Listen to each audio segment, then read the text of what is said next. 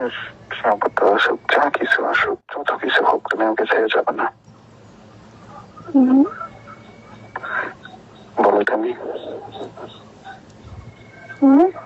বলো যে যত প্রতিবন্ধ আসুক, যা কিছু আসুক, যত কিছু হোক, তুমি আমাকে ছেড়ে যাবে না।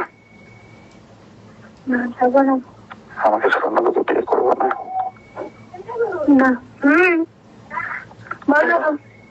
বলো তোমাকে ছাড়া অন্য কিছু, বলো তোমাকে ছাড়া অন্য কাউকে বিয়ে করবে, বলো তোমাকে ছাড়া অন্য কাউকে বিয়ে করবো না, বলো। আমার কাছে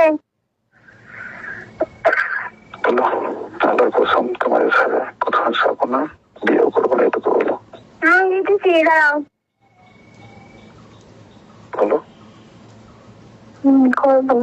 বলো আল্লাহর কসম,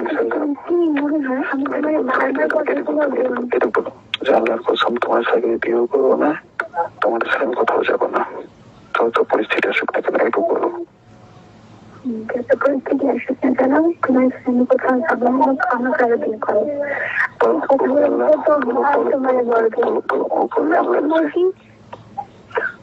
হ্যাঁ, সে তো আছেই, দেখতেছে না সব কিছু।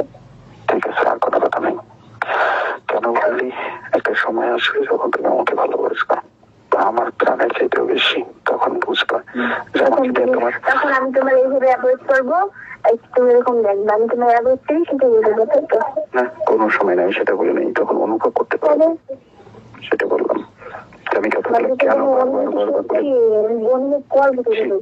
এটা ঠিক কইছো, তোমার হচ্ছে ইয়েতে সমস্যা আছে, হাইপোমিউটাসে সমস্যা আছে, আর এর জন্য সমস্যা এই হাইপোমিউটাসে যাকে সমস্যা থাকে এই সমস্যা হয় ভালো। শোনো শোনো, এখন নিউট্রন বি খাওয়া উচিত। দাঁড়া, তোমাকে দেখাও, 2 বক্স নিউট্রন বি দিয়ে দিই, মানে না আমার দরকার নেই। হেলে হেলে তোমার ইয়েটা ঠিক হবে, নিউরনগুলো ঠিক হবে, অনুভূতি শক্তি ঠিক হবে। পৃথিবীতে সব থেকে বেশি অনুভূতিশীল, মানে অনুভূতিহীন ইয়ে হচ্ছে স্লোথ।